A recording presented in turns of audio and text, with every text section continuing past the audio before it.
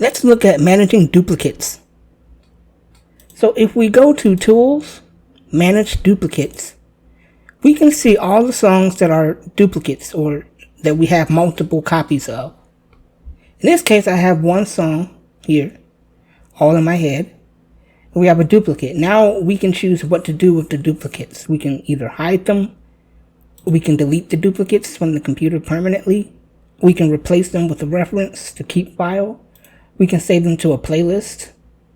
This is good if you want to keep track of all your duplicates. And we can select by artist, genre, album, and so forth. I will choose to hide the duplicates and hit proceed. Now if we go back to manage duplicates, we see we have no more duplicates. And down here, we can see all the songs that were marked as hidden. And we can close this. And it's as simple as that, managing duplicates.